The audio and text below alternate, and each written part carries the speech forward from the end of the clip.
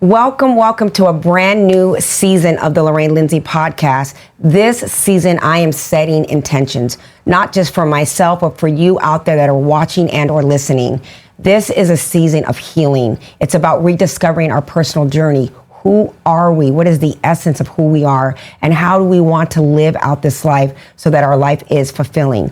I am very intentional this season about the guests that will be coming here to talk not only about their stories and their lives, but also give you all out there the tools that you need to be inspired, to feel motivated.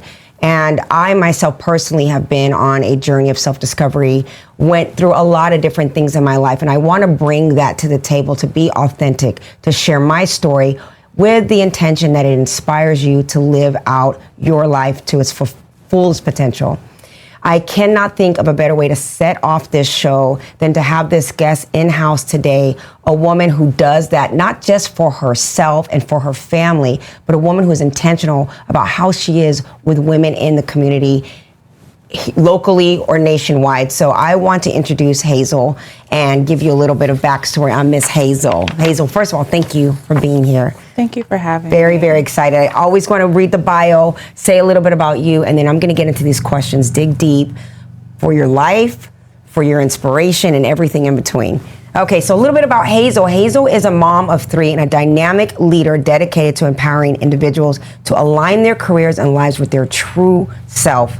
As a multi-hyphenated professional, born in Jamaica, shout out to Jamaican, we're both Jamaican, and raised in Miami, she leverages her extensive education, experience, and passion for making a difference in public health, healthcare IT, and a suite of transformative initiatives.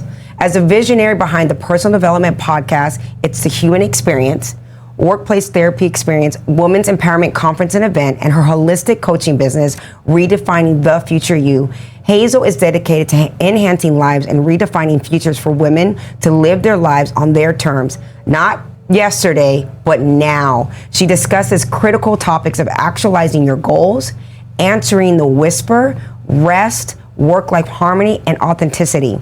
Hazel's mission is to help individuals discover and use their unique gifts and passions. She creates a safe, supportive environment where professionals can access tangible resources and guidance for both personal and career development. She is definitely committed to helping people live a life that truly excites them. Hazel empowers her community to reclaim control over their lives, both in and out of their careers. Yeah. So again, thank you so much for being here. I'm gonna jump right into the questions. I have a bunch of questions that I've written down here. Number one, I am setting the stage again, being very intentional about having people connect and become aware of self, identify so they can really get clear on what their purpose is. And so I think that your story and your journey is a great way to kind of set this off.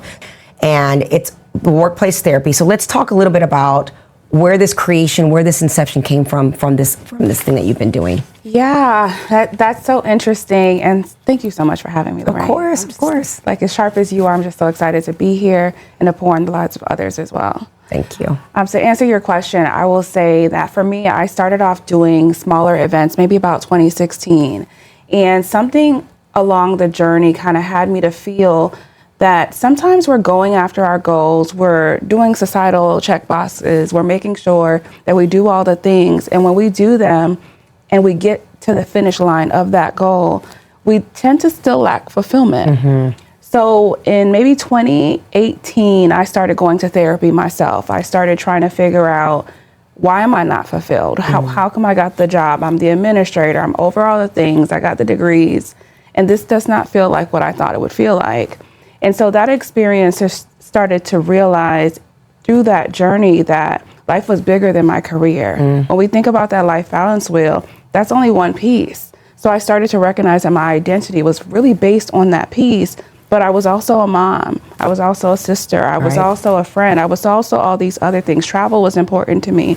Just living a life that I feel fully in line with was really important to me, but I was only focused on whether I was doing enough. And that was all based on my career. And so in that moment, finding myself and recognizing that I'm so much more awesome than what I do for work, I also felt like in that experience, I felt a little alone on their journey, because it's like society tells you that this is what you need to do. And so to say that you're unfulfilled and to say that this is not it because they're taxing too much of your money and it's not what you think it is, people can't relate to that. So then you feel alone in that journey. So I felt like there was many other people across the world that were experiencing those same things. So I started really getting better in my journey with the events.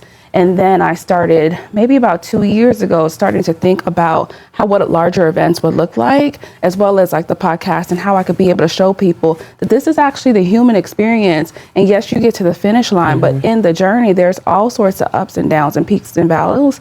And I want people to have a better sight of what that really looks like in terms of the experience, so they don't give up on themselves. And that's what I love, because I've participated in your events. The very first time, I was so moved because, again, it was very intentional and it covered all of those things.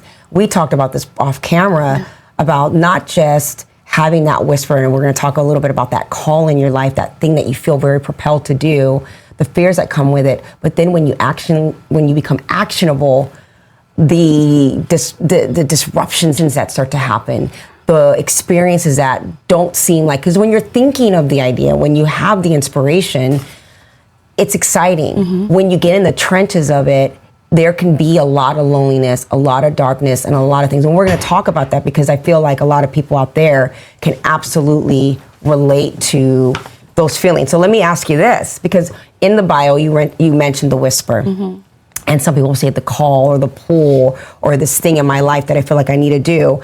And explain what that whisper is. Like, what was it to you, and how did you first become aware of this like nagging call? I mean, you mentioned the work, it was 2018, but what was it that propelled you?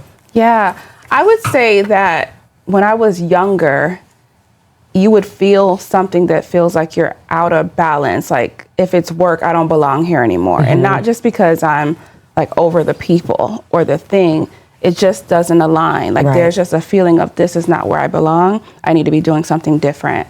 And then throughout the years, if you ignore it, then it becomes, now you're burned out and you're really unhappy and you're really miserable with the people around you and they didn't do anything to you. So it's when you ignore that, your gut is telling you in that moment that you need to do X, Y, Z, and then you start to see that it unravels, whether your health start to decline or people around you just start not showing up for you in the way that you want to, or you don't feel comfortable in showing up for yourself. And so that lets you know that you're out of alignment, because if this is something that you once loved and you're no longer like feeling like it's a thing, it's realizing that something is off. So that whisper could look like just how life starts to unfold. Or you literally hear in your spirit, like, this is what you need to do. You need to leave that job. You need to go work out. You need to go do whatever it is for other people. And so it's just recognizing, once you get closer to God and you develop a faith type relationship, it becomes very clear for you in terms of the trends that, okay, like, this is that voice. And I only want to define it a little bit more, because I feel like the level of discernment you have to know the voice, because I feel like when we're kids, they talk about good and bad on your shoulder, right and left. And it's really hard to discern sometimes, because you can know that you're going to do this thing, and being clear that you're going to do this thing. And then to your point about disruption, as the disruption starts, you'll start to question, should I be doing this? And you have to kind of go back to self and recognize that, yes, this came from God. You're not doing it because you're trying to keep up with the Joneses or you're trying to do what other people are doing. Something in your spirit said you should do that. So are you going to trust that instinct? Are you going to trust that calling? And are you going to go after it?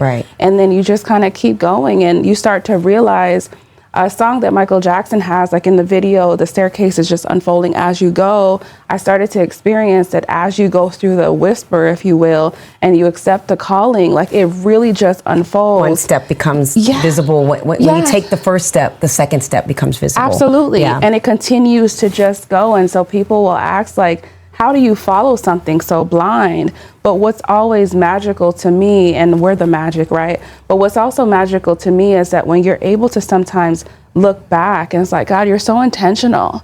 Like I did not want to show up to that room, and the people that I met there had the answers to my next step. But what if I would have stayed home? What if I would have stayed at that job? What if I would have stayed in that relationship? Right. What if I would have continued with that best friend? Absolutely. Like, you have to learn how to listen to what no longer serves you. And many times we're so bent whole on holding on to what's comfortable to us. And so it's just recognizing that as the disruption starts, it's just a part of the test. I always like to say, he's going to see, are you strong enough for the next chapter? Right. And we're going to get into the whole disruption because I feel like that's a very important part to discuss that people don't talk about often enough when you're going through the journey, when you are answering the whisper or listening to the whisper. But I will say this too, because one of the things that I've heard with people is they could be in that job that at first was like the dream job or the golden career or whatever it is, or doing a thing, moving in a direction that they feel like this is what I want to be doing, and then starting to feel like it doesn't feel right anymore. They know that they don't feel good in it any longer, but they may not always know what's next. Mm-hmm. How does somebody discern then, well, if this isn't feeling right, and I'm clear that this isn't feeling right, but I actually don't know what next step is. I don't know where I'm supposed to go next in my life. How would you say for someone who's not clear to get the clarity? Because I say it's always in you, mm-hmm. but there is a way to extract out the information to get more clear on what it is, because it's scary, especially when you think you don't know what your purpose is. Yeah, no, absolutely. I will say that everything in terms of following societal standards was necessary for where I am now. Okay. I feel as though, like, back in 2016, I got a job after getting my double master's in public health and health service administration. I got a job as an administrator. And I was over an OBGYN practice and managing up to 12 doctors, like 70-something employees. Like, the practice founder of the company, essentially, he was the president of the company, had let go every administrator before me. I was there for 3 years, and I got a sense of validation from that because it was like he wanted me. Mm-hmm. When I got to a year and a half, I tried to leave. I gave my notice. He asked me to stay, and he gave me like work-life balance so I could take a day off. What kind of created an aha moment for me, like within my life, mm-hmm. is looking at the financials and how I was able to grow his practice, how I was able to help him open up another standing location that wasn't really functioning before, and I was able to look at the data to see how the patients were following the doctors and really align everything to where mm-hmm. the practice was able to grow. And so to see somebody that's the president of a whole entire organization, not just the practice I manage, love the things that I'm doing that much, it made me realize I was playing small. It made me realize I was not doing enough. Yeah. And so that experience was necessary because it let me know how strong I was. I was young at the time. I was a lot younger, and to be over all these people, it was really enlightening in mm-hmm. terms of the skills that I have. And so then from that, I started to feel like you should have left a year and a half when you said you were going to. You waited till 3 because you liked the fact that you were getting the rubs and being admired, mm-hmm. but it was time for you to go. So by year 3, I was burnt out. Mm-hmm. I was over it. It was clear that I needed to do the work that I was doing more from my entrepreneur side and not from a societal job perspective. Where do you think the shift came from? Because as you illustrate the story initially, mm-hmm. there is this, you're getting support, mm-hmm. you're admired in your work. Mm-hmm. It seems like you have some autonomy there to kind of create things. Mm-hmm. They're giving you the work-life balance to keep you there. So on the outside, seemingly, it's like, well, why the burnout? Why did all of a sudden you were like, I don't want to be here? What do you think caused this shift when it seemingly was kind of the perfect place for you? Yeah, I think just analyzing who I was as a person was important to me. I would literally wear my badge to the grocery store that said administrator. And when I started recognizing like how much my identity was associated with my career, it was just too much for me. I am very much an overachiever and perfectionist to where I want things to be perfect. So I would come to work early, I would leave late, I would go home, and I would recognize that when I go home, I didn't want to deal with my kids and my husband because all of my energy was already exhausted. So I started to recognize, like, I can't say that I am a mom and I'm a wife and I love these people and I give them everything that's left over. And then what's left for me? Nothing. Right. And so I just felt like it was nice on the outside to say what I was doing, but these kids didn't ask to be here. They needed a mom that actually poured into them. And I needed to know who I was outside of my career.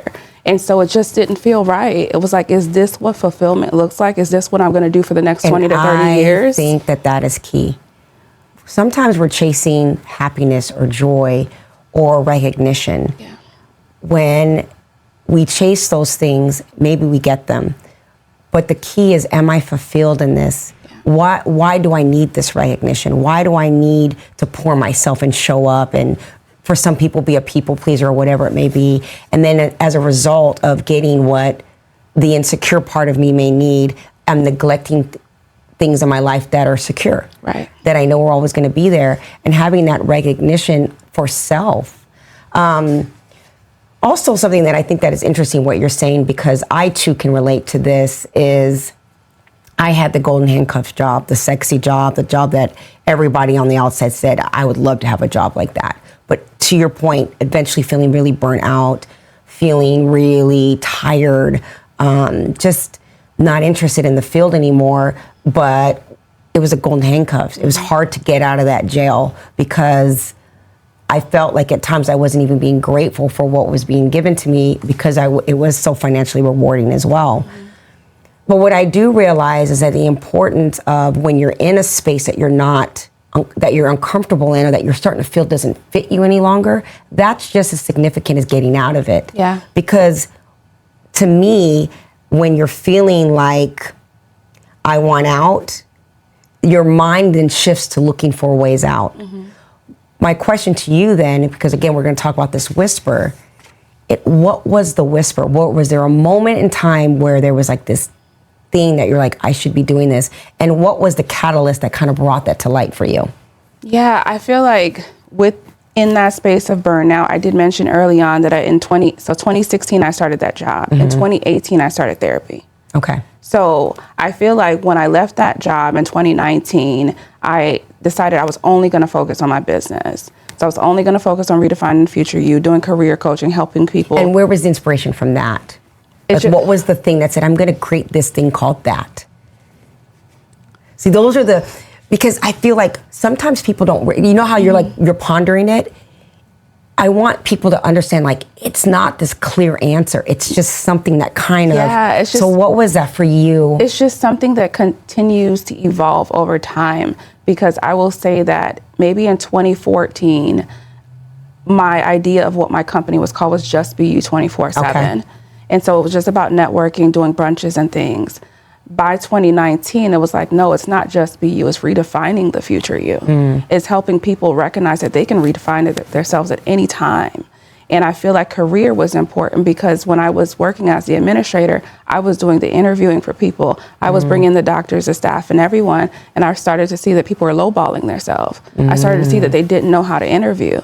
I started to see that they didn't know their worth and they didn't know what to do. So that experience led me to really want to do career coaching because I felt like we have to do better. There were many times where people would come in and they would ask for $12 an hour when I could have given them $16. Even doctors taking way lower wages than they actually could have gotten.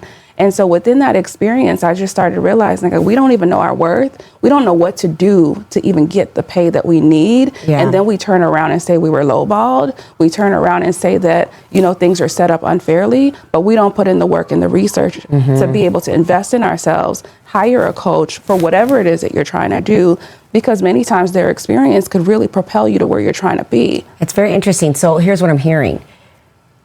It was the thing that's not your call that gave you your call, because through that experience, it made you observe certain things about people's worthiness to themselves. Correct. And with that experience, it implanted something in you to say, I want this to be different for people. Yeah. Would that be safe to say? Yeah, that will be safe to say. And I just want to say this. I was the first generation to go to college in my family. So I didn't know how to get all these jobs. I just knew I needed to get these jobs because I didn't go to school for nothing. So I would come into people that are like, hey, so how do you get these jobs? And you just finished grad school and you're already in this job. So I realized that I had a skill that other people didn't have. And then when I started seeing people do the interview process, I'm like, you really do. It was clear that I did. And I knew how to make it happen because now I was in the position that I was the one making those decisions. And I'm also seeing, to your point, what people are saying. So yeah, it just put something in me that it was like, no, I got to help people get the pay that they need to get paid, and also kind of think holistically about their life and what they want, and not just take whatever job they see on Indeed that pops up, but actually think about what do I want my life to look like? If I want to travel more, if I want to have more friends, if I want to have a social life, then my job can't take up my entire day. My job can't be the end all be all. So you have to make sure you design the life you want, and then you look for the career. It's all about shifting focus. It's like, again, for those who are out there who do not know their purpose, they're trying to figure out, they're not sure of it. It's like, take a breath. What is the environment you're in that you dislike about it? Let's start with what you know. Yeah. What is it taking from you? What is it that you would love to be doing? What are you observing and feeling in your environment that you could solve a problem for, that you don't have the space to do it in this realm? And I think when we start tapping in, life is dropping its clues all day long for you, because you innately will feel a pull or push away. Even conversations, sometimes I'll tell people, when you're at a Starbucks or anywhere and a conversation happens that catches your ear, what was it about the conversation that caught your ear? Pay attention to that. Think about it, journal it, write it down. Because what happens is there's something in you that comes alive when something's in you. Yeah. And there's things that is not who you are that you're repelled by. Yeah. You know, I don't have an engineer's mind, so nothing about anything engineering would ever kind of pique my interest. But I don't think about it consciously. But if there is something where there's a speaker or something that's motivational, I feel very compelled to it. And so I think even for me, when I was in a completely different career space, there were certain things at the job that I was not happy at that was giving me clues and piquing my interest to give me the pathway to get to where I'm at today. Sure. So my question, fear of success. Yes. Right? This is a big thing that I feel like you have people who have the fear of failure. But the one thing I learned for myself that was really holding me back was actually my fear of success. So my question to you, and I see this a lot with high achievers, having this fear of success. How can someone recognize if they are afraid of their own success? Yeah. How do they recognize that? And what are some common signs or behaviors that you've observed in yourself or in others to indicate that they actually have this fear of success? Yeah, it's funny you ask that, because you get asked all the time about fear of failure. And I'm like, I don't have that. I've never had that. Right. But definitely had fear of success. My fear of success came from not wanting my life to be different, like wanting genuine people to continue to be around me, wanting to make sure that I didn't have to question if the right people were in my life for the wrong reasons. And also, I'm very private. So I was like, I don't want to use all of my self-worth and all of my greatness that I have, even though you know it from you're a kid, you know how great you are. But it's like, I don't want to tap into that because I'm scared that I'm going to be a celebrity. I'm scared that people are going to watch me and I won't be able to live a life to where I can walk around freely without having, and not to be recognized. I'm scared that people will want to talk to me just for the things that I'm doing and won't actually love my heart. And my heart is really what's the most important to me. So with those things in mind, I was like, okay, God, just kind of keep things normal for me. I'll do whatever you want, but keep it normal. But then over time, you recognize that you're going to have to figure out how to do what He has called you to do, while at the same time making sure you try to keep that privacy there. And I feel like we have control over that. You have some celebrities where you never know what's going on with them. You have people that are in the limelight, you don't know their business, and you have others where you know everything.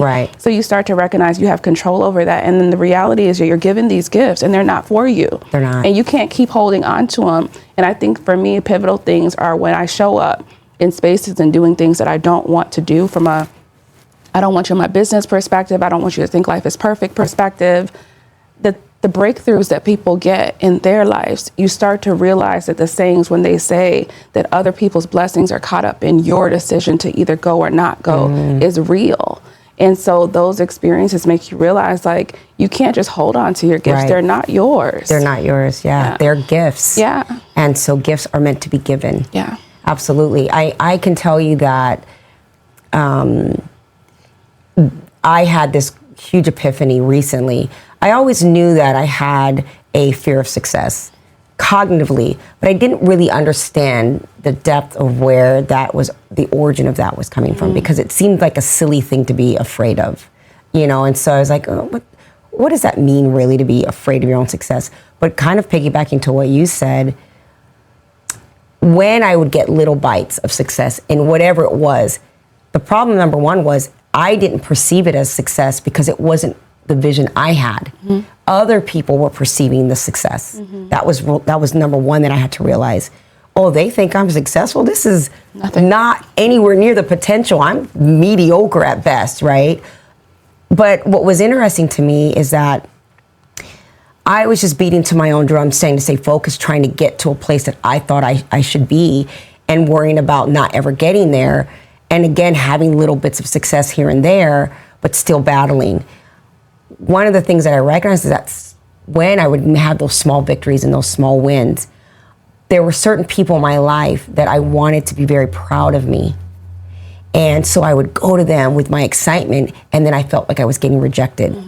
And they were not happy about it, or they treated me like I was trying to brag. And it really hurt. It really hurt, to the point where I started to dim my light. And I started to self-sabotage my success because I was afraid I'm gonna lose them. Yeah. You know, and I really, until recently, doing some heavy lifting myself, I had to really understand, where did that origin come from? And when I did the layers, I was like, oh, yeah, this is the space. And I had to tell myself, no more. Yeah. You cannot be afraid of something that's greater than yourself. Yeah. You know? Yeah. External rejections segue into the rejection part of it. Yeah, I just want to say this. Like, we can't keep ourselves in chains because of what other people are not doing to stretch yourself in terms of their comfort zone, because you're going to constantly experience that. I know for me, like, I'll have moments to where I have people in my life, friends, that I would love to continue to be friends with, but they think that you're further along the journey. And to your point, like, I'm like, girl, I'm just Hazel. And like, in their minds, they're like, oh my God, you're doing so great. But to your point, I'm nowhere near doing what I'm capable of doing. So I feel like people create glass ceilings for themselves. And as a result of the glass ceiling they create for themselves, now you're not able to continue a healthy relationship because they're looking at you like you're successful. And I feel like success is just simply accomplishing whatever goal that you do. We're successful every day in terms of what we do to actualize whatever it is that we say we're going to do. But I feel like we're constantly learning. That bar is constantly moving. Absolutely. So to say that someone is successful, like, cut it out. Right. Not only that, too, is one of the things also, and I see if you could relate to this, is you have proximity is power, right? And you have to be very careful who you keep in proximity to you when you are really trying to hit certain things. And not everybody in that proximity has to be doing the things that you do or aspiring for the same thing. Not everybody wants to be on the ride. Yeah. Some people are just support systems. But I also realized, too, is that everyone who doesn't support you doesn't necessarily mean they're your enemy, right? There are people that I've realized that their intention is to protect me. You're gonna quit that job, you're gonna leave that big career, you're gonna, like, why would you do that? And it's just their limitations and their concern based on their limitations.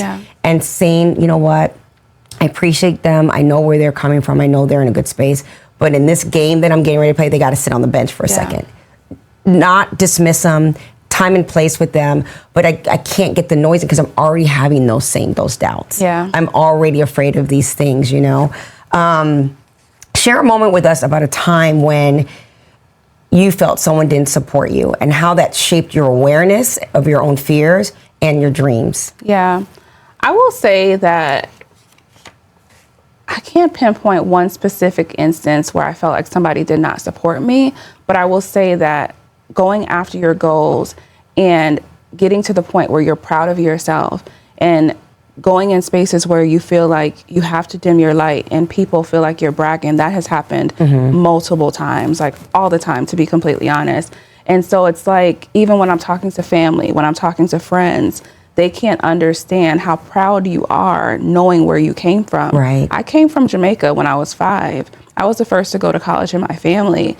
So to put yourself in a position to bet on yourself and to see little you grow up to be able to do all these things, you're proud of yourself. And you want people to recognize that, but people sometimes have a way of feeling like maybe they're not doing enough. And so as a result of that, it's more so projected on, girl, hush, like, we see what you're doing, you don't need to whatever. So I just had to learn to meet people where they are And that's why I do workplace therapy. That's why I have It's the Human Experience podcast. So those people who are going after their goals, doing the things, have a space to where we can come and brag on ourselves. Right, we can come and be ourselves. Yeah. We don't have to dim our light, because there's too many times where we have to do that. And not from a place of I've arrived, from a place of, man, you're doing it. And having people around you that are rooters is really important to me. Something that is kind of opposite of what you asked. But my mom was my rooter. She was my cheerleader. So when she passed in 2022, for me, it was important to create that kind of love for other people, because going through the grief journey, I was like, God, why would you take my mom from me? I love her. She was my best friend. She was my everything. But her saying was love was the master key. And she just would always tell me how great and amazing I was. And so after I kind of went through the grief journey, I realized how blessed I was to have somebody that believed in me at that level. And I feel like the space that I'm trying to create in workplace therapy is one that we have that love. Yeah. We get to feel that, because that's a blessing. It's creating her evergreen, right? It's keeping her evergreen. How do you navigate that then? Because that's a really something I didn't even quite think about, is that when you do have a support and that support goes away, not because of falling out or whatever, because of of a loss. Yeah. How do you navigate through that part of your journey without not wanting to, because essentially you lose that and then you have to kind of be that for yourself for a while. How did you navigate through that and pull yourself together to keep going? Yeah, I did poorly at navigating that That's initially. honest, I love that. Yeah, I did. Like, my mom passed June 23rd of 2022. After she passed, I was like the strong one. I did her funeral, I did everything. Then after like the birthdays and everything passed, because like you get that adrenaline, you got to keep going. My birthday came in August. I told my sisters we were supposed to go on a sister's trip. I'm like, I don't want to go anywhere with you guys. You guys added together could not be my mother. I'm not going anywhere with you. And they're like, seriously? And I'm like, yeah, you're not going anywhere with me. I stopped calling my husband. He'd be at work and he's like, baby, you didn't call me today. And I'm like, I just have to be prepared to be by myself in this world. So I'm not going to keep calling you. And then over time, I started to realize, Hazel, this is not healthy. You can't keep doing this. Yeah. Like, your mother lived her life. She lost her mom and she kept going. God kept you here for a reason. You can't know you have life and know you have purpose and choose not to execute on it. And so then I just started realizing, like, yes, she passed early. She was 69. She died literally 9 days after finding out she had cancer. Oh, wow. So it came like fast and quick. But the wisdom that she poured into you, and to be an experience with somebody for all of the years that you've been here, that is a blessing. You're only looking at what you lost. You're not thinking about what you gained. And so when I started looking at things from that perspective, and my mom had said to me before she passed, something to the effect of, Hazel, she has 7 kids, I'm number 5. Let the world experience you, all of you. I'm blessed to have a daughter like you. You've always had something special within you. Let them experience you. So after kind of 6 months of the foolery, you're grieving, then I started realizing, like, if I'm going to be here, I'm going to do it, and I'm going to do it big, and I'm going to take up space, and I'm not going to dim my light. I love it. And I'm going to make sure other people do it too. So she stayed your evergreen cheerleader then, always rooting for you. Always. Yeah. And everything that you do, there's an essence of it. You did a beautiful tribute to her at your event, which I thought was really, really special. You could just feel it with your daughters and everything. It was really, really, really special. Thank you. And again, I'm sorry for your loss. I know it's so hard, right? When you have such great people in your lives and they have to go. Yeah. How do you stay motivated? What are habits and mindsets and things that you do to keep yourself going? Because we're going to talk about that disruptive stage where you're in it, you're actionable, you're going through it, and then everything hits the fan. Yeah. How do you keep yourself motivated, particularly in moments like that? Because you've had some setbacks recently. Yeah, some for unexpected sure. setbacks. Yeah. So talk about that. I keep saying, yeah. You're like, yeah. I would say that for me, I just try to go back to the things that I know work for me. Like, whenever I feel like life is lifing and things are hard, I'm going to throw on my gospel music mix. I'm going to have it in on repeat, my favorite songs, and it's going to calm my spirit. I'm going to light a candle and make sure that the smells are smelling, and I'm going to buy myself flowers in my home, and I'm going to create a safe space for myself. That way I drown out the noise and I get out my head and I get out my way and I remember like the why behind it. So when things are hard, I really go back to those. Those are the basics for me. And do you feel like you have to get to a point where have the awareness in it? Because one of the things, and again, I always like reference back, even with my own journey, because I'm always very transparent about my journey and the setbacks, because I feel like that's the right thing to do. It's fair. I don't want to paint a picture that's not there. Yeah. And one of the things I have to catch myself is to not ruminate, is to not sit in it for too long or get so lost and so focused on how unhappy and how miserable this time in my life is. Because then I start to have a pity party, you know, and I start to feel sorry for myself. And I have to like check in and say, wait, you're doing that. How much time do you need?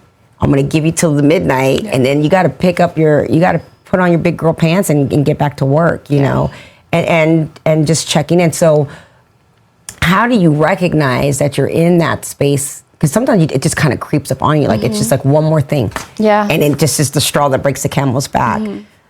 How do you then go into, like, I'm going to listen to the music and actually say, because I've been resentful in those stages where I'm like, I don't want to listen to anything good. I don't want another positive motivational thing.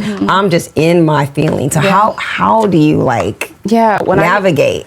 So sometimes I think that I definitely have high functioning depression. Okay. So when I get to the space where I'm feeling like I don't want to leave out my room, I don't want to deal with people, and I let it be. To be completely honest, I let it be, and I'm very clear about what's happening. So I'll tell my husband, like, life is sucking right now. Whatever I got going on, ignore it because it's not personal. This is just how I feel right now. Love the disclaimer. And, like I give the disclaimer because I don't want him thinking like, what's wrong with her? Like I didn't do anything to her.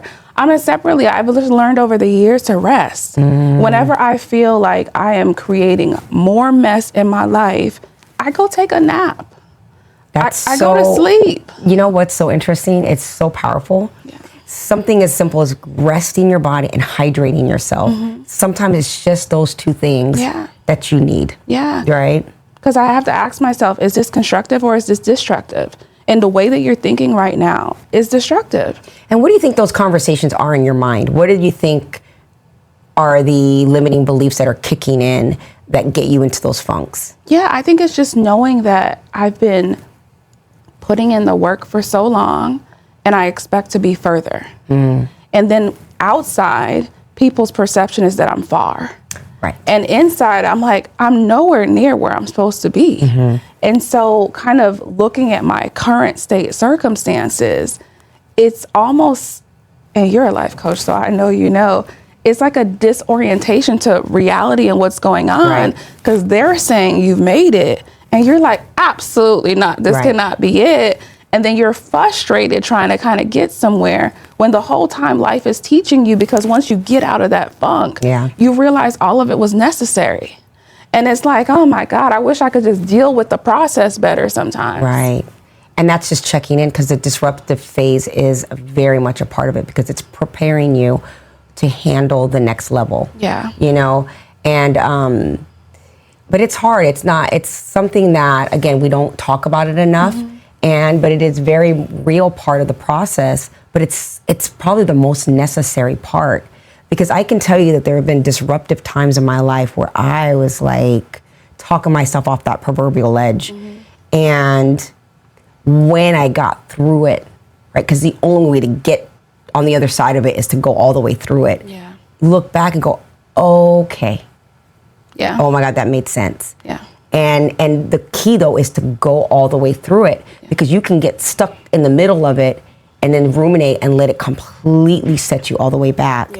And so I always tell people, you're just in the trenches. But every trench, every overcoming is a staircase, the step that you're building. And then the next step, before you know it, you've dug yourself out of the hole, so to speak, you know, or climbed yourself out of the hole, not dug. I do want to share something. Yeah, of course, please do. Like, transparently, like when I first did the first big workplace therapy event, there were moments in the journey where I just wanted to cancel the event because the signups weren't happening as fast. But my vision told me I was going to have a room full of people. So I had to constantly go back. God, I saw the vision of a room full of people. Like, should I keep going? And I had to just trust him. But I had a 9 to 5. So I just wasn't in a place to where I was functioning from desperation. I knew that I needed to function from excellence and greatness. And that alignment was going to be attracted in the way that it needed to be. And when we did that event, it was a room full of people. Recently, I got laid off the day after Election Day. This time I'm hosting a big event. I live in a whole different state, hosting this event. And I'm like, God, what are you doing? This is a third big event. And I've done everything you've asked me to do in the work that I'm doing. And now I lose my job. Right. And this journey was more difficult because now I'm in another state. I lost my job. I don't have a whole savings account. I don't come from a silver spoon. It's just me. And I'm like, what are you doing? But in hindsight, I recognize that if you want to get to the levels that you need to go, you need to be able to be strong enough from a strength and courage perspective. So he was able to see that with the job, I was able to actualize the goal and trust him. But he also needs to see that if I take everything from you, will you still do it? Right. And so sometimes we're not seeing what he needs from us and we don't know our strength. So being able to trust through the process that I heard your voice. Yes, things are being taken away from you, but I trust you. And then being able to come into the event space and look at how beautiful things are. Hear the things that people are saying. Transforming lives. Yes, transforming lives. Yeah. I'm like, you know what, God, I trust you. And I just have to continue to remember that this is from him. And I have to continue to trust and just make sure that I understand that he's not doing anything to me to hurt me. Everything that's happening is happening for me, not to me. And so I just wanted to transparently share that because I think that people like see the light, but they don't recognize all the things that you have to go through. Yeah. I so admire that about you. I admire your tenacity in that and your resilience and your obedience, most importantly, because I feel like we can get very obsessed with measuring outcome. I think that is a lot of who we are when we're feeling in states of disappointment. There's expectation and outcome that we've measured in our mind.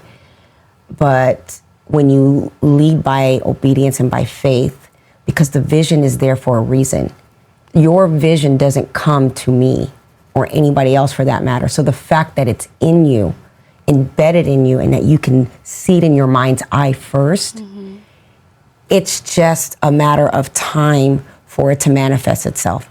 You know, because I have to check myself sometimes. There's a vision in you for a reason. There's a thing that you can see ahead of you, but it's not on your time.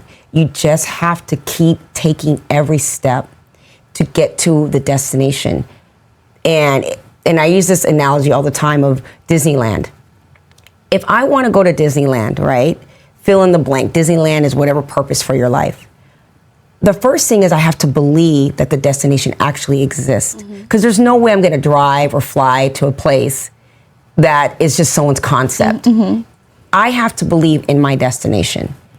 Now I could plan how I'm going to get there. Okay, Vegas to Anaheim. Okay, I'll drive. But that doesn't mean that there isn't going to be roadblocks or accidents or things that stop me from getting there in the time frame in which I thought I would get there. But if I truly believe that the destination does exist, I'm going to do whatever it takes to really, truly get there. And once you get on that road, once you get on the pathway to your destination, oh, there's a detour. Oh, I've already made up my mind. I'm getting there. And I think we have to be that intentional about the visions we have in our life. And I definitely feel like you are a woman who stands firm and has so much great faith. It's contagious. It's inspiring for me. Yeah. I want to say two things that came up for me. One thing is that I feel like so many times people are on this journey and they want to pull over in places that they wouldn't pull over if they were on a road trip. If you're on a road trip and you see an area is dark and you see that area is just like not becoming, you're going to be like, I'm going to go a little bit further to the next town because I don't need any problems or whatever. But when we're on our personal development journey, a life journey, we'll just stop in the darkness. And my thing is, if you're not comfortable there, why would you stop there? You got to keep pulling yourself and keep going. So good. Like it's just so important. So I definitely want to share that. I forgot what my second point is. So no, but that was so good. I'm like, that is so good because it's true. We get into these self-sabotaging phases and we'll stop at a stop that we know is not good for us. Right. And we will rationalize it. Oh, I'm just tired. I'll be okay. Whatever the situation may be. But it's like on the path, you have to stay discerning. And if it doesn't feel right, don't stop there. Right. Don't stop in that relationship. Don't stop with those people. Don't stop with the naysayers. Don't stop there. Don't stop with the comments. You know, that was a big thing for me when videos started blowing up. And like, Lorraine, ignore the comments, you know. Yeah. So there's so many questions. I want to make sure I want to kind of navigate through some of them.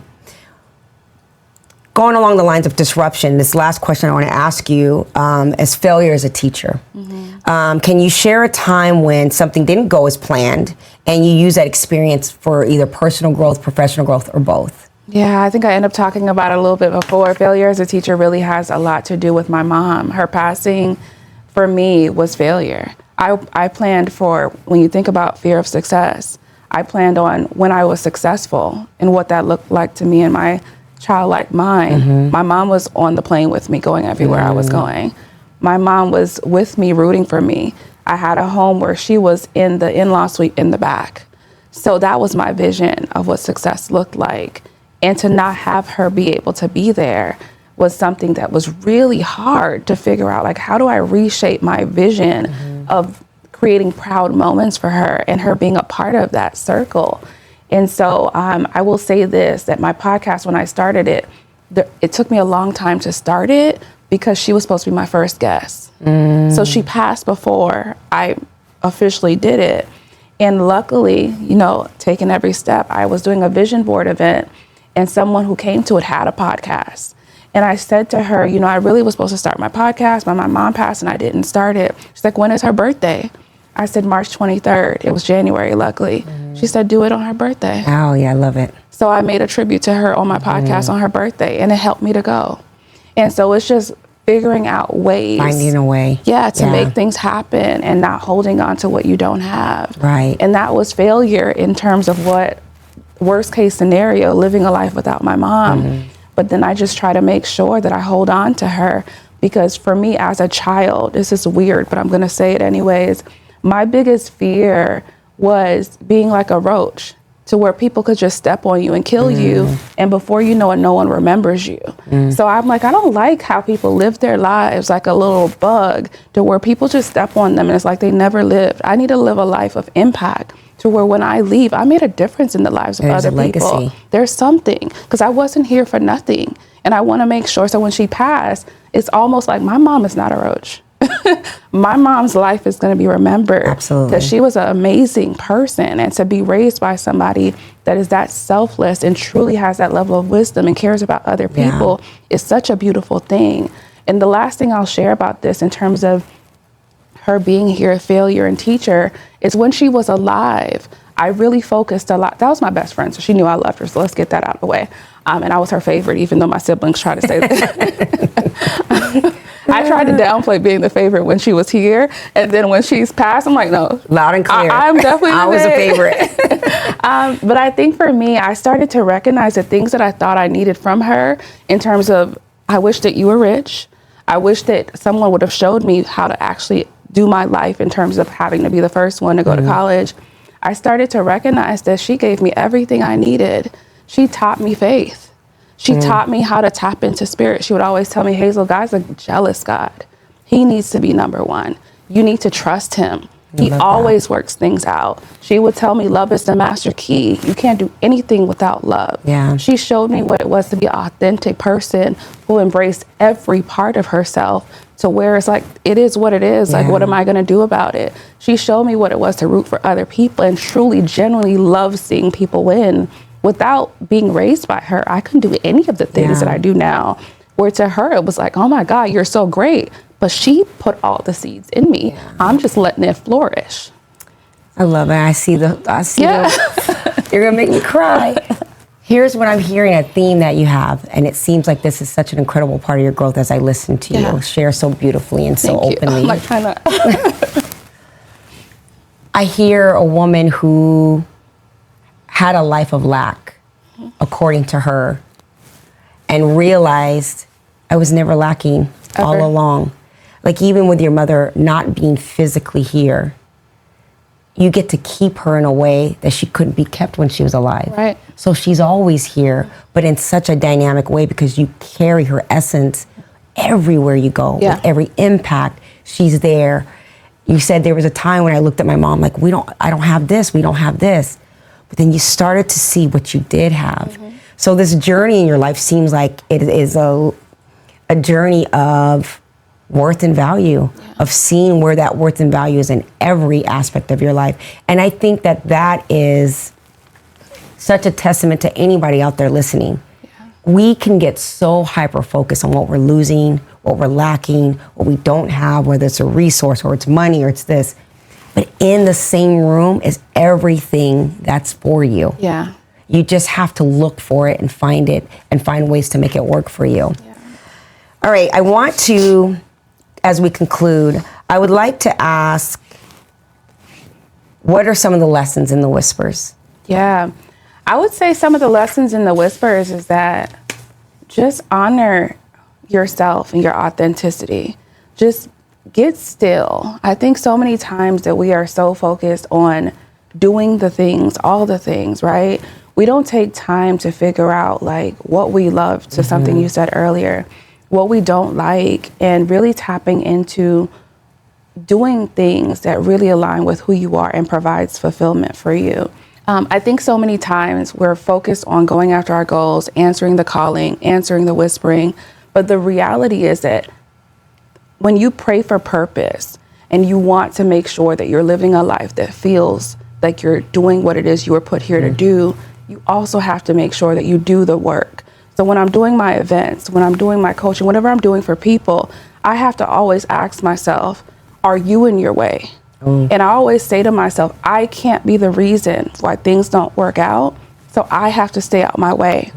When you talked about Disney, and that's the place you want to go, whatever your goal is, your end goal, you have to do all the action between where you are and the end goal to make it happen. Then you'll actualize it or quote unquote manifest it. Right. But it cannot happen if you don't do the work. Right. I can't say I want to do X, Y, Z and I lay in the bed. That's just not how it works. Right. Your prayer is that whatever it is you're doing is really aligned to who you are. And once you know in your spirit that it really is aligned to who you are, you put in the work and you make it happen, and you look back and you realize, I didn't know how. I didn't know what, but you knew who you were and you knew whose you were. So you did what you needed to do to make it happen. I love that. One of my favorite scriptures, faith without work is dead. Mine's too. Because you can't have faith without work. Right. Because when you truly believe, whether it's a spiritual faith or religious faith, or I have faith in my car. I don't think about it or whatever. I get in and I believe it's going to get me. I don't even believe it. I know it in my mind that it's going to get me from one point to the other. And there is a significant difference between believing something and knowing something, because there's a little hesitation in believing, right? If I said I can get from here to the door, I know I can get here to the door. I believe I can. So maybe I have problems with my legs. Maybe there's pain associated. So in good faith, in good belief, I think I can get there, right? I believe I can get there. It's just gonna whatever. But when I know it, I just get up and I move. Yeah. And so this is why I love that saying, is like, if your faith, if you really truly embed what it is for you, it'll compel you to just move. It'll be almost without thought. Yeah. Does it get overwhelming? Absolutely. Are there times when you're defeated? Yes. Are there things that you put in motion, investments you make, so on and so forth, and things just fall apart? It's gonna happen. Yeah. Are there people who you think are gonna come through for you? If I'm on the road to Disneyland and I get a flat tire, if everybody in the car does it, and I take people with me on the ride, who's coming with me to Disneyland? And all these people and now all of a sudden I've picked up the wrong person and they're complaining the whole ride there.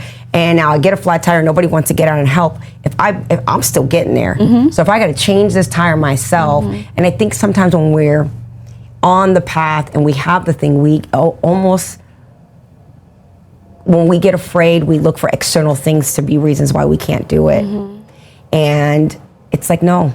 It's your vision. It's your vision. You just gotta go. You just gotta be like, all right, who do I gotta move out of the way? Just get out of my way, you know? All right, lastly, I get on these conversations and questions come to mind and I'm like, let me get back to the paper. What do you feel like, well, let me say this. Why do you think for yourself and for others, when you hear that whisper, when you hear that call in your life, why do you feel like it's important to answer the call? What do you think is the real impact outside of self for that? Yeah, because you were chosen. You were chosen for a reason. And so many times we give other people the benefit of the doubt. We give them grace. We think that they're the person that's made for it, and we cheer them on, but we don't do it for ourselves. Right. And we just need to recognize that you don't have to be perfect to be chosen. Absolutely. And everything that you've been through in your entire life has prepared you for whatever it is you're about to go through. And you just have to trust yourself, and you have to trust him. Yeah. And you just have to make sure that you get out your way, do what you need to do. If you get that vision and you see yourself doing something, I like to say like food tastes better when you marinate it, right? Some things are you getting the vision. Right. And it doesn't need to be birthed right away. But there are other things where you realize that it's time to do it, and you have to learn to take the action. And that's discernment. You're going to have to know whether you're just trying to run to the finish line half-assed as opposed to actually fully baked properly, or it's something that you actually need to go do it. Right. You had this idea for years. You've had this thought for years. You put it off for years versus you just got the idea and you're trying to make it happen in 20 minutes. But the reality is you don't have the tools. You haven't passed enough tests to actually have the characteristic strengths and innate what you need to be able to do a good job at what you're trying to do. It's like getting pregnant. There's a seed that you get impregnated with, right? But just like giving birth to something, to a baby, there is a gestation. Right. And in that gestation, you know it's growing inside of you because you can feel it growing. The movement starts to change and you start preparing. And at that time, I know it's time. And when you get that sensation to push, it's going to happen and life is going to happen. And the thing is, you just got to be ready for it. Yeah. Because if you let that thing grow and you take care of it and you nurture it while it's growing inside of you, there will come a birthing time. For sure. And disruption. It ain't going to look pretty. It ain't going to feel good. And when it comes out, it ain't going to look that great at the moment, but it's going to grow once you birth it. And I think that we have to give ourselves grace. There is a seed in you that is growing. Yeah. What is the gestation? How long is it going to take for it to fully get to where it needs to be? Yeah. Are you preparing yourself while it's in you growing? And when it's time to push, give birth, baby. Yeah. And just be ready for it. And then also too, it's like, just like when a baby's born, it's not going to come out running. Yeah. There is a period of time that when you give birth to that dream, that vision, that it needs to be nurtured. Yeah. It needs to be milked and fed and cared for. It's going to have emotions and things like that. And you just have to allow yourself to help it to grow even after you've given birth to it, which is the scariest part. Because as mothers, there was no manuscript. Yeah, at all. There was no guide. You can read the book, what to expect when expecting whatever, but your unique soul that was given to you has its own individual manuscript that only was downloaded to you. Yeah. And your vision is very similar to that. Your dreams, whatever it is. And it doesn't have to be grandiose. Yeah. People think sometimes, oh, my purpose has to be this big thing. It's like, no, it doesn't. Yeah. It just has to be. Let it just be. Be obedient to it. All right, what takeaway would you like to give to the people out there? For someone who's listening and they feel like giving up on their dreams, maybe they've started, but they're not at the finish line or anywhere close. What would you say to them to really help them to just keep going? Yeah, I would say that life is very much based on intention. When I think about different things that you go through, I want to use an example of someone that I met that found out she had cancer. And in her talk about cancer, she told me she wanted to create a law to make it that women can have a test early on in their lives.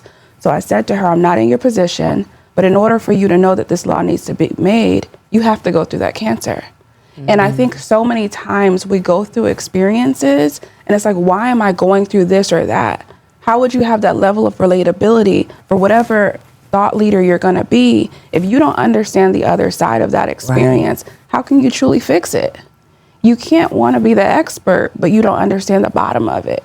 So it may feel hurt when you're going through it, but when you get through it, one, you'll be able to guide somebody out of that hurt, and two, you'll know what it feels like to be able to say the right things. How many times are we talking to people about our problems and they're looking, it's not that bad, but someone who's been through it could say, girl, I've been there. Absolutely. This is how I felt. Here's how I got through it. Here's how I got through it. Yeah. And so recognizing, in order for you to be that expert in whatever it is that you were put here to be, you have to go through all of it. It doesn't feel good, but you'll get through it. Believe in yourself. I think that's so powerful what you just said. I think that is beautifully said, because you can't be the expert without the experience. No. You know, you can read about it, talk about it, all of those things, but when you go through it and you come out on the other end of it, and I think that that's a beautiful reminder to say, okay, I'm going through it, but there's a reason for this. That means I'm getting close. Yeah. And I was chosen. Hazel, this has been very, very, just amazing. I appreciate your vulnerability. I appreciate you sharing. I appreciate your heart. When I've gone to your events, I've participated in your events, you pour into all of us there. From photo shoots to all the kind of things, you mean what you say and you walk by that. Absolutely. I appreciate you. Thank you so much, Lorraine. I appreciate you for sure. Oh, it goes, our feelings are, you know. Anyway, so thank you so much for watching, staying tuned. Do not forget to hit the like and subscribe button. All of Hazel's contact information will be in the bio below. Again, thank you so much for watching, and until next time, ciao.